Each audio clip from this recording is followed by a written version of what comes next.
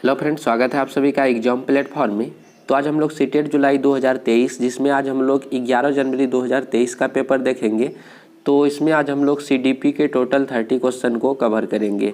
तो सबसे पहले आप लोग एग्जाम प्लेटफॉर्म पे नए हैं तो आप लोग एग्जाम प्लेटफॉर्म को जल्दी से सब्सक्राइब कर लीजिए।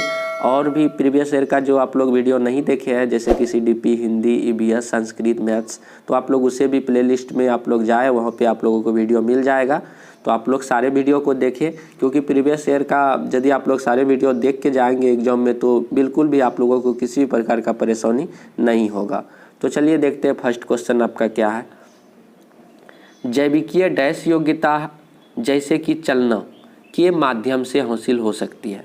यानी कि जैविकीय जो है कैसी योग्यता है, चलना मतलब कि फर्स्ट है या सेकेंड है, यानी कि प्राथमिक है या द्वितीयक है, जो आपका चलना जो है ये किसके माध्यम से हासिल हो सकता है। उसके बाद फिर है जैविकीय डैश योग्यता है जैसे कि लिखने के लिए की आवश्यकता होती है। तो जैविकीय जो है चलना जो है ना आपका प्राथमिक हो जाता है। कैसा हो जाता है? प्राथमिक हो जाता है, जो आपका कि परिवेश के आनंदायी अंतःक्रिया के माध्यम से हासिल होता है। जैविकीय प्राथमिक योग्यता है जैसे कि चलना आपका आनंदायी यानी कि परिवेश के साथ, समाज के साथ, माता पिता के साथ, परिवार के साथ आनंदायी अंतःक्रिया के साथ यह क्या होता है, हासिल होता है। उसके बाद फिर है आपका जैविकीय डैश योग्यता जैसे कि लिखने के लिए डैश की आवश्यकता होती है। तो जैविकीय जैसे कि आपका लिखना जो है ये आपका द्वितीयक मतलब की योग्यता है। पहले तो बच्चे चलना सीखता है, फिर बाद में वह क्या करता है, लिखना सीखता है, तो वह द्वितीयक हो जाता है। जो किसके माध्यम से संभव है? तो द्वितीयक माध्यम मतलब क्या है, द्वितीयक योग्यता है लिखना, जो आपका स्पष्ट अनुदेशन की आवश्यकता होती है लिखने के लिए। तो चलना आपका प्राथमिक है, जो आपका जो है एक परिवेश के साथ अंतःक्रिया के साथ यानी कि आनंदायी अंतःक्रिया के साथ वह संभव है। उसके बाद लिखना आपका जो द्वितीयक है, जो स्पष्ट अनुदेशन की उसके लिए आवश्यकता होती है। इस तरह से फर्स्ट वाला आपका ऑप्शन राइट हो जाएगा। उसके बाद अगला क्वेश्चन है आपका, विकास के संदर्भ में निम्नलिखित में से कौन सा कथन सही है। यानी कि आपको बताना है कि विकास के बारे में कौन सा स्टेटमेंट सही है या विकास कैसे होता है। जैसे फर्स्ट ऑप्शन है, विकास पूर्ण रूप से केवल आनुवंशिक का ही परिणाम है, केवल, इस तरह से ये गलत ही हो जाएगा। विकास का क्रम विशिष्ट से सामान्य की ओर होता है, ये भी गलत होता है। सामान्य से विशिष्ट रहता तो अलग बात होता, लेकिन यहाँ पे विशिष्ट से सामान्य बोल रहा यानी कि जटिल से सरल बोल रहा, इस तरह से ये गलत हो जाएगा। विकास बाहर से केंद्र की ओर होता है, ये भी गलत हो जाएगा, क्योंकि विकास जो आपका केंद्र से यानी कि सिर से बाहर की ओर या पाँव की ओर होता है। तो ऑप्शन नंबर 4 आपका बिल्कुल राइट आंसर हो जाएगा। विकास किधर होता है? सिर से पाँव की ओर होता है, आपका राइट आंसर हो जाएगा ऑप्शन नंबर 4। उसके बाद अगला सवाल है आपका, प्राथमिक कक्षा के बच्चों के लिए निम्नलिखित में से कौन सा प्राथमिक समाजीकरण का कारक संस्था है। तो आपको बताना है कि प्राथमिक कक्षा के बच्चों के लिए निम्नलिखित में से कौन सा प्राथमिक समाजीकरण का कारक है।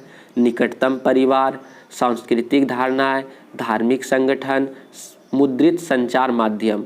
तो बच्चों में जो है प्राथमिक जो समाजीकरण होता है, सबसे पहले समाजीकरण कहाँ होता है। ये क्वेश्चन बार बार रिपीट भी हो रहा है, बहुत सारे सेट प्रैक्टिस में कराया भी गया है कि सबसे पहले समाजीकरण कहाँ होता है। तो परिवार में होता है। कहाँ पे होता है? तो परिवार में बच्चों का सबसे पहले समाजीकरण होता है। माता पिता, भाई बहन परिवार में होते हैं, दादा दादी होते हैं, वहाँ से बच्चे क्या करते हैं, चीज़ों को सीखना शुरू करते हैं। तो सबसे पहले समाजीकरण कहाँ होता है? निकटतम परिवार से होता है। फिर जब बच्चे थोड़े से बड़े हो जाते हैं फिर स्कूल जाते हैं, विद्यालय जाते हैं, फिर वह द्वितीयक समाजीकरण आपका उसका विद्यालय में होने लगता है। फिर थोड़ा सा उससे जब बड़े होते हैं तो फिर मीडिया वगैरह, प्रेस वगैरह के बारे में जानने लगते हैं, तो उससे भी उसका समाजीकरण होता है, जो कि तीसरे नंबर का मतलब कि प्राथमिक आपका हो गया माता पिता यानी कि परिवार। उसके बाद द्वितीयक हो गया आपका विद्यालय, तृतीयक आपका जो है मीडिया के अंतर्गत जो विज्ञापन आ जाता है। तो इस तरह से आप लोग याद रखेंगे। उसके बाद अगला क्वेश्चन है आपका, जीन पियाजे के संज्ञानात्मक विकास के सिद्धांत के अनुसार बच्चे किस अवस्था में चिंतन को मानसिक रूप से परिवर्तित कर सकते हैं। तो चिंतन को जो है परिवर्तित कर सकता है, चेंज कर सकता है। तो वैसे चिंतन जो है आपका जो मूर्त संक्रियात्मक अवस्था से ही बच्चे का जो है चालू हो जाता है। तो मूर्त संक्रियात्मक अवस्था में जो बच्चे जो है उस अवस्था में चिंतन को जो है मानसिक रूप से परिवर्तित भी कर सकते हैं। इस तरह से ऑप्शन नंबर 3 हो जाएगा। तो मूर्त संक्रियात्मक में क्या होता है, चीज़ें मूर्त चीज़ों को देख के मतलब कि बच्चे स्पष्ट प्रत्यक्ष रूप से ये कुर्सी है, ये टेबल है, तो उस तरह से चीज़ों को देख के बच्चे जो है उस पर थिंकिंग करते हैं, चिंतन करते हैं और उसमें जो है मानसिक रूप से परिवर्तित भी कर सकते हैं। और औपचारिक संक्रियात्मक में जो है क्या होता है कि बिना देखे बच्चे किसी भी चीज़ के बारे में इमेजिंग करते हैं, तो अमूर्त चीज़ों के बारे में सोचने लगते हैं, तो वह औपचारिक संक्रियात्मक में हो जाता है। बट यहाँ पे बोला जा रहा है कि बच्चे किस अवस्था में चिंतन को मानसिक रूप से परिवर्तित कर सकते हैं, तो आपका जो मूर्त संक्रियात्मक अवस्था हो जाएगा ऑप्शन नंबर 3 बिल्कुल राइट आंसर हो जाएगा। उसके बाद अगला क्वेश्चन है आपका, जीन पियाजे के अनुसार हमारे मौजूदा स्कीमों में अनुभवों को लगातार सम्मिलित करने की प्रक्रिया को क्या कहा जाता है। तो जीन पियाजे के अनुसार आपको बताना है कि हमारे जो मौजूदा स्कीमों में जो है अनुभव को लगातार मतलब कि कंटिन्यू हम जो सम्मिलित करते हैं वह प्रक्रिया क्या कहलाता है। समावेशन, समायोजन, वर्गीकरण या संकल्पना निर्माण। तो इसका जो है राइट आंसर हो जाएगा आपका क्या, समावेशन, यानी कि आत्मसातकरण जो होता है, आत्मीसातकरण जो होता है या समावेशन आप लोग बोल सकते हैं। तो इस तरह से फर्स्ट ऑप्शन आपका बिल्कुल राइट आंसर हो जाएगा क्या, समावेशन। तो इस तरह से 1 नंबर आपका बिल्कुल राइट आंसर हो जाएगा। उसके बाद अगला क्वेश्चन है आपका, निम्नलिखित में से कौन सा सिद्धांत सीखने की प्रक्रिया में सीखने की प्रक्रिया में चर्चा और वाद विवाद को बहुत महत्व देता है। यानी कि बातचीत करके जो है बच्चे अधिक से अधिक सीखते हैं। तो इस पर जो है कौन सा ज़्यादा मतलब कि बल दिया है, जोर दिया है, कौन सा। तो आपको बताना, जैसे फर्स्ट है आपका B.F. स्किनर द्वारा प्रतिपादित व्यवहारवाद का सिद्धांत, लॉरेंस कोहेलबर्ग द्वारा नैतिक विकास का सिद्धांत, लेव वागोत्स्की का सामाजिक सांस्कृतिक सिद्धांत। बिल्कुल सही जवाब है आपका ऑप्शन नंबर 3। लेव वागोत्स्की का सामाजिक सांस्कृतिक सिद्धांत क्या बताता है कि बच्चे जो है एक दूसरे से मतलब की चीज़ें को जो है एक दूसरे से सहयोग के द्वारा, बात विवाद के द्वारा, चर्चा के माध्यम से ज़्यादा सीखते हैं चीज़ों को। तो यह किसने बताया है, लेव वागोत्स्की साहब ने बताया है। उसके बाद 7 नंबर है आपका, एक विद्यार्थी को किसी सवाल से जूझते देखकर उसकी अध्यापिका उस सवाल की भाषा को सरल करने और कुछ संकेत देने का निर्णय लेती है। लेव वागोत्स्की के सिद्धांत में इसे क्या कहा जाता है, क्या कहा गया है। तो जब कोई भी बच्चे किसी भी सवाल को बनाने में मतलब कि समस्या से जूझ रहे होते हैं, तो आप यदि एक अध्यापक है या अध्यापिका है, तो आप एक अध्यापक या अध्यापिका होने के नाते आप बच्चे को क्या करते, थोड़े से हिंट्स देते हैं और उस क्वेश्चन को जो थोड़े से अपने भाषा में बता भी देते हैं ताकि वह समझ सके। तो इस तरह का जो है कुछ संकेत आप जब देते हैं बच्चों को, तो वह क्या कहलाता है, तो वह एक तरह से जो है एस्केप होल्डिंग कहलाता है, यानी कि पार्ट कहलाता है। Option number 3 escape holding right answer हो जाएगा। इसका सही मतलब आप यदि एग्जांपल नहीं समझ सकते हैं, तो एक जब छोटे बच्चे देखे होंगे कि साइकिल चलाता है, तो वह बढ़िया से चला नहीं पाता है, कुछ दूर जाता है फिर गिर जाता है, तो आप क्या करते हैं, पीछे से पकड़ के उसका जो है कुछ हेल्प करते हैं या पकड़ देते हैं, तो थोड़ा सा उसको सहारा मिलता है। तो इस तरह का क्या होता है, एस्केप होल्डिंग होता है। तो वही बच्चे जब सवाल बनाते हैं तो जूझ रहे होते हैं, तो उसे कुछ संकेत दिया जाता है, कुछ हिंट्स दिया जाता है, वही हिंट्स संकेत क्या कहलाता है, एस्केप होल्डिंग कहलाता है, यानी कि ऑप्शन नंबर 3 पार्ट कहलाता है। उसके बाद अगला क्वेश्चन है आपका 8 नंबर, लॉरेंस कोहेलबर्ग ने बच्चों एवं वयस्कों में नैतिक तर्क का मूल्यांकन के लिए किसका उपयोग किया है। आपको बताना कि जो लॉरेंस कोहेलबर्ग जो है, इन्होंने नैतिक विकास का सिद्धांत भी दिया है, तो इसका मूल्यांकन के लिए किसका उपयोग किया है, परिकल्पित स्थितियाँ, कागज कलम आधारित परीक्षा, चित्रकला, रिपोर्ट कार्ड्स। तो आप देखिए नीचे से 3 ऑप्शन देखिए आपका, कागज कलम ये तो उतना सटीक नहीं है, चित्रकला ये भी नहीं होगा, रिपोर्ट कार्ड्स ये भी नहीं होगा, बट आपका जो परिकल्पित स्थितियां जो है, जो इमेजिंग पर जो बेस्ड होते हैं, उन सारे चीज़ों पे ज़्यादा इन्होंने क्या किया है, फोकस दिया है, उसका उपयोग किया है, परिकल्पित वस्तुएं का या स्थितियों का। उसके बाद अगला क्वेश्चन है आपका, रचनात्मक का समर्थन करने वाले किसे महत्व देते हैं, यानी कि रचनावाद का समर्थन जो करते हैं वो किसे ज़्यादा महत्व देते हैं, आपको बताना है। बाल केंद्रित पाठचर्या को, सांस्कृतिक रूप से अनुत्तरदायी शिक्षण शास्त्रीय प्रविधियों को, व्यक्तिगत विभिन्नता को अनदेखा करने को, चिंतन को अभिसारी तरीका, देखिए चिंतन को अभिसारी है, इस तरह से ये तो गलत हो जाएगा। अपसारी रहता तो उसमें कुछ बड़ा सोचता है बच्चा। व्यक्तिगत विभिन्नता को अनदेखा, यदि व्यक्तिगत जो विभिन्नता है बच्चे की, अलग अलग बच्चे की अलग अलग मतलब की धारणाएं हैं, अलग अलग भाषाएं हैं, उन सब चीज़ों को यदि आप अनदेखा कर दीजिएगा तो क्या वह रचनावाद का समर्थन होगा? बिल्कुल नहीं होगा। सांस्कृतिक रूप से अनुत्तरदायी, देखिए जो अनुत्तरदायी शिक्षण शास्त्रीय प्रविधियों को, ये भी गलत हो जाएगा। लेकिन बाल केंद्रित, जब भी बाल केंद्रित आपको वर्ड दिखे तो वो आपका पॉजिटिव ऑप्शन होता है। तो रचनावाद का समर्थन करने वाले किसे जोर देते हैं, किस पर महत्व देते हैं? तो बाल केंद्रित जो पाठचर्या होते हैं, बच्चों के मतलब कि बच्चे किस तरह से सीखते हैं उसी तरह का पाठचर्या पर क्या करते हैं, बल दिया जाता है। तो ऑप्शन नंबर 1 बिल्कुल बाल केंद्रित पाठचर्या बिल्कुल सही जवाब हो जाएगा। उसके बाद अगला क्वेश्चन है आपका, बुद्धि लब्धि IQ परीक्षणों की आलोचना इसलिए की जाती है क्योंकि, बुद्धि लब्धि जो IQ परीक्षण होता है उसका आलोचना क्यों किया जाता है? आपको बताना है उसका आलोचना क्यों किया जाता है। फर्स्ट है सांस्कृतिक विविधता को ध्यान में रखते हैं, बुद्धि को विभिन्न क्षमताओं को एक समूह के रूप में मानते हैं, परीक्षण निष्पादन पर पर्यावरणीय कारकों के प्रभाव को नज़रअंदाज करते हैं। यही बिल्कुल आपका राइट आंसर हो जाएगा। इसलिए इसका आलोचना होता है कि परीक्षण निष्पादन जो है, निष्पादन पर पर्यावरणीय कारकों के प्रभाव को नज़रअंदाज कर दिया जाता है। इस तरह से बुद्धि लब्धि का जो आलोचना भी होता है। उसके बाद अगला क्वेश्चन है 11 नंबर आपका, भाषा और विचार के संदर्भ में निम्नलिखित में से कौन सा कथन सही है? आपको बताना है कि भाषा और विचार के संदर्भ में निम्नलिखित में से कौन सा कथन सही है। फर्स्ट है आपका, जीन पियाजे ने प्रस्तावित किया कि भाषा संज्ञान में सहायक होती है। लेव वागोत्स्की ने प्रस्तावित किया कि भाषा चिंतन पर कोई प्रभाव नहीं होता। ये तो गलत ही हो जाएगा। जीन पियाजे ने प्रस्तावित किया कि चिंतन करना भाषा को सीखने पर निर्भर करता। जीन पियाजे ने प्रस्तावित किया कि चिंतन करना, हम लोग जो चिंता करते हैं, भाषा के सीखने पर निर्भर करता। ये भी उतना सटीक नहीं है। उसके बाद देखिए लेव वागोत्स्की ने प्रस्तावित किया कि भाषा चिंतन को सुसाधित करती है। ये बिल्कुल सटीक ऑप्शन है कि लेव वागोत्स्की साहब ने बताया कि भाषा जो है चिंतन को क्या करता है, सुसाधित करता है। हमें इमेजिंग करने के लिए, हमें चिंतन करने के लिए, हमें सोचने के लिए वो काफ़ी ज़्यादा मजबूत करता है क्या, भाषा। तो इस तरह से ऑप्शन नंबर 4 बिल्कुल राइट आंसर हो जाएगा और बिल्कुल सही जवाब है ऑप्शन नंबर 4। उसके बाद अगला क्वेश्चन है आपका, जेंडर प्रमुख रूप से डैश निर्मित है। जेंडर जो है मतलब कि निर्मित है किस प्रकार, जैविक निर्मित है या सामाजिक या चिकित्सीय या यादृच्छिक?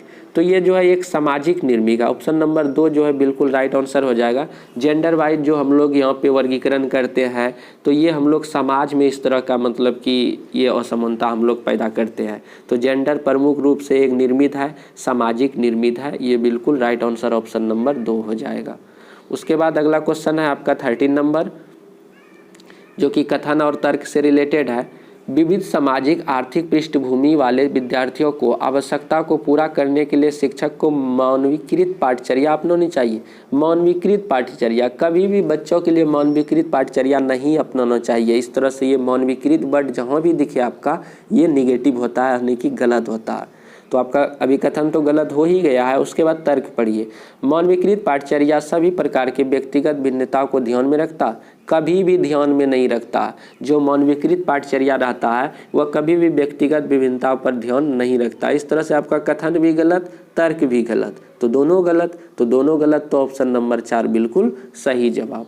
तो उसके बाद चलिए अगला क्वेश्चन पढ़ते हैं। रचनात्मक आकलन क्या है? आपको बताना है कि रचनात्मक आकलन क्या है। फर्स्ट है आपका, सत्र के अंत में किया जाता है। केवल मानवीकृत परीक्षण, केवल यानी कि गलत, सत्र के अंत में। ये नहीं कि कभी भी रचनात्मक आकलन साल के अंत में या पूरा सिलेबस खत्म हो गया लास्ट में एक बार ले लिए, वो भी नहीं होता।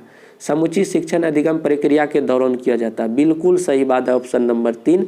रचनात्मक जो आकलन होता है, जो कक्षा के दौरान जो सिलेबस आपका चलता है, पूरे सिलेबस जब तक ख़त्म नहीं होता तब तक मतलब कि वो जो है शिक्षण अधिगम प्रक्रिया के दौरान आपका आकलन होना चाहिए। ये आपका जो है रचनात्मक आकलन का मतलब एक तरह से विशेषता है। तो ऑप्शन नंबर 3 समुचित शिक्षा अधिगम प्रक्रिया के दौरान किया जाना चाहिए। और उसे 4 में भी आपका केवल लगा हुआ है, गलत ही हो जाएगा। उसके बाद अगला क्वेश्चन है आपका, देखिए निम्नलिखित में कौन से उपागम के द्वारा विद्यार्थियों में समालोचनात्मक चिंतन को बढ़ावा देने की संभावना है? निम्नलिखित में से कौन से उपागम के द्वारा विद्यार्थियों में समालोचनात्मक चिंतन को बढ़ावा देने की संभावना है? फर्स्ट है बंद अंत वाले तथ्य आधारित प्रश्न पूछना, परिकल्पनाओं को विकसित करने में विद्यार्थियों को सहयोग देना, अभिसारी चिंतन को बढ़ावा देना, केवल पाठ पुस्तकों द्वारा पढ़ना, ये तो गलत ही हो जाएगा। अभिसारी चिंतन ये भी निगेटिव वर्ड होता है। परिकल्पनाओं को विकसित करने में विद्यार्थियों का सहयोग देना, ये बिल्कुल सही बात है। समालोचनात्मक चिंतन को कब बढ़ावा मिलेगा? जब बच्चे जो इमेजिंग करते हैं, जो चीज़ सोचते हैं, उसको हम लोग बहुत ही ज़्यादा सहयोग करेंगे, नहीं ये बहुत ही अच्छा है, इस तरह के करना चाहिए, ऐसे ही करो। तो इस तरह का वर्ड जो है बहुत ही ज़्यादा मतलब कि पावरफुल है और बच्चों के समालोचनात्मक जो चिंतन है उसमें बढ़ावा मिलेगा जब परिकल्पनाओं को विकसित करने में विद्यार्थियों का क्या करेंगे हम लोग? सहयोग करेंगे। उसके बाद अगला क्वेश्चन है आपका, अनुसूचित जनजाति एसटी के विद्यार्थियों के समावेशन को सफल बनाने के लिए यह महत्वपूर्ण है। यानी कि जो अनुसूचित जनजाति के जो विद्यार्थी है उसमें समावेशन लाना है, उस समावेशन को सफल भी बनाना है, तो क्या महत्वपूर्ण है, इसके लिए क्या करना होगा? फर्स्ट ऑप्शन है प्रमुख समूह द्वारा पसंद की जाने वाली भाषा में पढ़ाया जाए, उनकी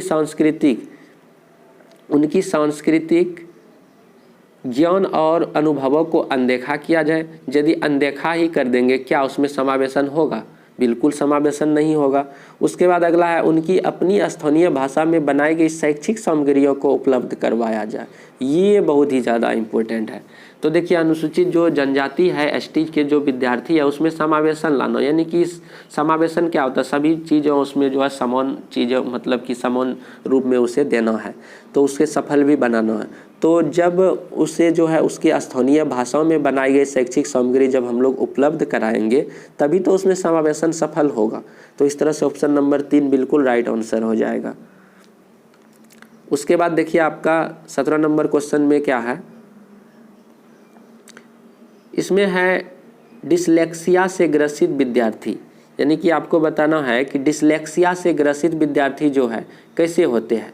जो डिसलेक्सिया से ग्रसित होते हैं किस प्रकार से ग्रसित होते हैं, उसमें क्या मतलब कि अक्षमता रह जाती है, किस चीज़ को करने में वो सक्षम नहीं होते हैं। पहले है लंबे निबंध लिखने के लिए बहुत उत्सुक होते हैं। जो डिसलेक्सिया से ग्रसित बच्चे होते हैं क्या वह लंबे निबंध लिखने में उत्सुक होते हैं, बहुत विकसित शब्दावली का प्रयोग करते हैं, पठन सामग्री को बहुत आसानी से समझते हैं, पढ़ने के लिए अनिच्छुक होते हैं। डिसलेक्सिया में क्या होते हैं बच्चे, वो किसी भी चीज़ को जो अच्छे से पढ़ नहीं पाते हैं, यानी कि पढ़ने में वह क्या होते हैं, असमर्थ होते हैं। तो जब कभी भी पढ़ने में कठिनाई हो तो वह बच्चे किस प्रकार से किस ग्रसित होगा, तो वह डिसलेक्सिया नामक जो है यह विकृति से वह बच्चे क्या होगा, ग्रसित होगा। तो इस तरह से आपका राइट आंसर हो जाएगा। उसके बाद अगला क्वेश्चन है आपका, निम्नलिखित में से दृष्टिबाधित विद्यार्थियों के समावेशन में कौन एक बाधक बनता है? जो दृष्टिबाधित बच्चे हैं जिसे दिखाई नहीं पड़ते हैं उनके समावेशन में कौन बाधक बनता है? कौन मतलब कि एक तरह से बाधा के रूप में खड़ा रहता है? जैसे फर्स्ट है रिकॉर्ड की गई श्रव्य सामग्री, ब्रेल लिपि वाली पुस्तकें, दृश्यात्मक सहायक सामग्री के मौखिक विवरण, लिखित या मुद्रित सामग्री। ये ऑप्शन देखिए आपका 4 नंबर क्या है, चौथे नंबर पे आपका क्या है कि लिखित या मुद्रित सामग्री। जो बच्चे दृष्टिबाधित है जिसे दिखाई नहीं पड़ता है तो उसके समावेशन में तो ये तो बाधा ही होगा कि कोई भी लिखित चीज़ को उसे जब पढ़ना पड़े तो वह पढ़ पाएगा क्या? पढ़ने में बहुत ही ज़्यादा कठिन होगा, उससे कठिनाई होगा। तो इस तरह से लिखित या मुद्रित जो भी सामग्री होगा यानी कि छपी हुई सामग्री, तो दृष्टिबाधित विद्यार्थियों के समावेशन के लिए बहुत ही ज़्यादा वह क्या हो जाएगा, बाधा हो जाएगा। और सारे तो उसे सपोर्ट ही करेगा जो दृष्टिबाधित बच्चे होगा, जैसे कि उसे रिकॉर्डिंग किया हुआ चीज़ें जब उसे सुनाया जाएगा तो आसानी से समझ लेगा, ब्रेल लिपि वाली पुस्तकें देगा पढ़ने के लिए आसानी से पढ़ लेगा। और उसके बाद काफ़ी ज़्यादा दृश्यात्मक सहायक सामग्री को मौखिक रूप से यदि उसको बोला जाए तो वो उसके लिए बहुत ही बेटर है। बट जब लिखित सामग्री दिया जाए तो उसके लिए परेशानी हो जाएगा, इसलिए वो बाधा हो जाएगा। उसके बाद अगला है आपका, निम्नलिखित में से क्या ध्यानाभाव एवं अति सक्रियता विकार से संबंधित है? ध्यानाभाव यानी कि ध्यान का अभाव एवं अति सक्रियता विकार से संबंधित है। उच्च अवधान अवधि, दृढ़ आवेगशीलता, निम्न स्तरीय क्रियाशीलता, सुनने के लिए विस्तारित धैर्य। तो आपको बताना इसमें जो है दृढ़ आवेगशीलता यानी कि ध्यान का तो अभाव एवं अति सक्रियता, काफ़ी ज़्यादा उसमें सक्रियता रहता है, बिना कुछ समझे बूझे किसी भी चीज़ को जल्दी में जवाब दे देना, किसी भी चीज़ को नहीं समझना फिर भी उसके बारे में बोल देना। तो ये क्या होता है, दृढ़ आवेगशीलता, बहुत ही जल्दी उसमें मतलब कि एक तरह से आवेग मतलब किसी भी चीज़ को जल्दी करने की क्षमता आ जाती है। तो उसमें ध्यान का तो अभाव होगा ही, और ध्यान का अभाव होगा तो उसमें काफ़ी ज़्यादा अति सक्रियता विकार होता है। तो इससे संबंधित क्या होता है, दृढ़ आवेगशीलता, ये आपका कहलाएगा ऑप्शन नंबर 2। उसके बाद है प्रतिभाशाली बच्चे की एक प्रमुख विशेषता, यानी कि गॉड गिफ्टेड बच्चे की प्रमुख विशेषता क्या है। उच्च स्तर की बौद्धिक क्षमता, रचनात्मक की कमी। जो भी प्रतिभाशाली गॉड गिफ्टेड बच्चा होगा, क्या रचनात्मक में कमी होगा, कभी भी नहीं होगा। बाधित संप्रेषण कौशल, कभी भी उसका बाधित संप्रेषण कौशल नहीं होगा। उसके दूसरों के विचारों को नकल, कभी भी वह दूसरों के विचारों को नकल नहीं करते। जो भी प्रतिभाशाली गॉड गिफ्टेड रचनावादी सृजनात्मक बच्चे होते हैं वह दूसरों का नकल नहीं करते हैं। तो इस तरह से उच्च स्तर की बौद्धिक क्षमता उनके पास पाई जाती है, काफ़ी ज़्यादा 140 जो IQ लेवल होता है इससे भी प्लस होता है उनका IQ लेवल। तो प्रतिभाशाली बच्चे गॉड गिफ्टेड होते हैं जो, वो हमेशा जो स्वतंत्र रूप से कुछ ना कुछ करते रहेंगे और काफ़ी ज़्यादा किसी भी चीज़ के बारे में इमेजिंग करेंगे और एक दूसरे का सहयोग करेंगे, कभी भी किसी भी चीज़ का नकल नहीं करता है। तो इस तरह के होते हैं गॉड गिफ्टेड बच्चे। 21 नंबर क्वेश्चन है आपका, एक शिक्षक को विषय वस्तु पढ़ाने के लिए उसे संबद्ध एवं संगठित तरीकों से प्रस्तुत करना चाहिए। तो एक शिक्षक को विषय वस्तु को पढ़ाने के लिए क्या करना चाहिए, संबद्ध एवं संगठित तरीकों को प्रस्तुत करना चाहिए। ये तो सही बात है। सीखना एक निष्क्रिय प्रक्रिया, सीखने के बारे में बोला जा रहा है कि निष्क्रिय, ये तो गलत बात है, सीखना एक सक्रिय है। तो इस तरह से आपका जो है कथन जो है सही है। कथन क्या है, सही है, और आपका तर्क बिल्कुल ही गलत है। ऑप्शन नंबर 3 आपका बिल्कुल राइट आंसर हो जाएगा, कथन सही, तर्क गलत। उसके बाद अगला क्वेश्चन है आपका, संज्ञान के समकालीन सिद्धांतों के अनुसार स्मृति, यानी कि संज्ञान का जो समकालीन सिद्धांत है उसके अनुसार स्मृति बताना है कि क्या है। जैसे फर्स्ट ऑप्शन है, निर्माण करने में सक्षम लेकिन विवेचना करने में असक्षम होते हैं। उसके बाद सेकंड है, निर्माण एवं विवेचना करने दोनों में सक्षम, बिल्कुल सही बात है। यानी कि संज्ञान के समकालीन सिद्धांत के अनुसार यदि देखा जाए तो ये आपका जो निर्माण एवं विवेचना दोनों करने में सक्षम होते हैं, कौन, स्मृति। क्योंकि मस्तिष्क में बहुत ही ज़्यादा जो है हम लोग जो किसी भी चीज़ें को याद करते हैं, सुनते हैं, तो वह बहुत ही लंबे समय तक भी हम लोग उसको रखते हैं। तो यहाँ पे जो है आपका स्मृति वाले जो भी मतलब कि क्वेश्चन है, कुछ आप लोग के पीछे वाले चीज़ों को भुला के चलेंगे तो, और ये जो है ऑप्शन नंबर सेकंड आपका बिल्कुल सही बात है कि निर्माण और विवेचना करने दोनों में सक्षम है। तो और भी बहुत सारे जो क्वेश्चन आप लोग किए थे, जबकि स्मृति में निगेटिव आपको थॉट अप्लाई करना पड़ता था, बट यहाँ पे निर्माण एवं विवेचना दोनों करने में क्या होते हैं, सक्षम होते हैं। उसके बाद अगला क्वेश्चन है आपका, शिक्षार्थियों द्वारा ज्ञान के निर्माण को बढ़ावा देने के लिए एक विद्यालय को डैश शिक्षण शास्त्रीय प्रविधियों को बढ़ावा देना चाहिए। यानी कि विद्यार्थियों द्वारा जो ज्ञान के निर्माण को बढ़ावा देने के लिए विद्यालय को शिक्षण शास्त्रीय प्रविधियों को बढ़ावा देना चाहिए। तो इसका राइट आंसर आप लोग ऑप्शन देखते ही साथ टिक करेंगे, कौन सा, तो 1 नंबर यानी कि बाल केंद्रित। उसके बाद अगला क्वेश्चन है आपका, निम्नलिखित में से अधिगम दिशा निर्देशों के लिए कौन सा सार्वभौमिक अभिकल्प का हिस्सा नहीं है। यानी कि आपको बताना है कि निम्नलिखित में से अधिगम दिशा निर्देश के लिए कौन सा सार्वभौमिक अभिकल्प का हिस्सा नहीं है। फर्स्ट है आपका सहभागिता के बहुविध साधन, ये तो होगा ही। भेदभाव के बहुविध तरीके, उसके बाद है प्रतिनिधित्व के बहुविध साधन, उसके बाद है आपका क्या, अभिव्यक्ति के बहुविध तरीके। देखिए भेदभाव के बहुविध तरीके ये कभी सार्वभौमिक अभिकल्पना का हिस्सा हो सकता है क्या, बिल्कुल नहीं होगा। तो ऑप्शन नंबर 2 ही आपका बिल्कुल राइट आंसर होगा। उसके बाद अगला क्वेश्चन है आपका 25 नंबर, निम्नलिखित में से किसके द्वारा समस्या समाधान को बढ़ावा दिया जा सकता है। यानी कि किसी भी समस्या समाधान को बढ़ावा दिया जा सकता है किसके द्वारा, अनुरूपात्मक चिंतन के द्वारा, कार्यात्मक स्थिरता के द्वारा, प्रतिक्रिया समुच्चय के द्वारा, उसके बाद है अभिसारी चिंतन के द्वारा। तो किसके द्वारा जो है आपको मतलब बताना है कि निम्नलिखित में से एक समस्या समाधान को जो है बढ़ावा दिया जा सकता है। तो इसका राइट आंसर क्या हो जाएगा? इसका राइट आंसर हो जाएगा 25 नंबर का ऑप्शन नंबर 1, यानी कि अनुरूपात्मक चिंतन के द्वारा जो है क्या होता है, समस्या समाधान को बढ़ावा दिया जा सकता है। तो इस तरह से 1 नंबर आपका बिल्कुल राइट आंसर। उसके बाद 26 नंबर क्वेश्चन है आपका, कथन और तर्क से रिलेटेड है। विद्यालय आने से पूर्व छोटे बच्चे में अपने परिवेश की समझ बनाने के सहज सिद्धांत मौजूद होते हैं। बिल्कुल सही बात है। जो भी विद्यालय, छोटे बच्चे जब विद्यालय आते हैं तो अपने परिवेश की समझ बनाने और सहज सिद्धांत मौजूद होते हैं। इस प्रकार की समझ पूरी तरह से अतार्किक है और इन्हें अनदेखा करना चाहिए। बिल्कुल ये गलत बोल रहा है कि वो अतार्किक नहीं होता, वह जो है तार्किक होता है और उसको जो है हमें मतलब कि अमल में लेना चाहिए। यहाँ पे बोल रहा है कि अनदेखा करना चाहिए। तो इस तरह से आपका जो कथन सही हो रहा है, कथन तो आपका सही है बट आपका जो तर्क बिल्कुल ही गलत है। ऑप्शन नंबर 3 आपका बिल्कुल राइट आंसर हो जाएगा। उसके बाद अगला क्वेश्चन है आपका, भावनाओं के बारे में निम्नलिखित में से कौन सा कथन सही नहीं है? यानी कि भावनाओं, इमोशन के बारे में बताना है कि कौन सा जो है कथन सही नहीं है। फर्स्ट है आपका, भावनाएं कौशल को प्रकर्मित करने वाली सूचनाओं को प्रभावित करती है। भावनात्मक विकास परिवेशीय कारकों से प्रभावित होता है। भावनाएं और संज्ञान दोनों आपस में एक दूसरे से स्वतंत्र है।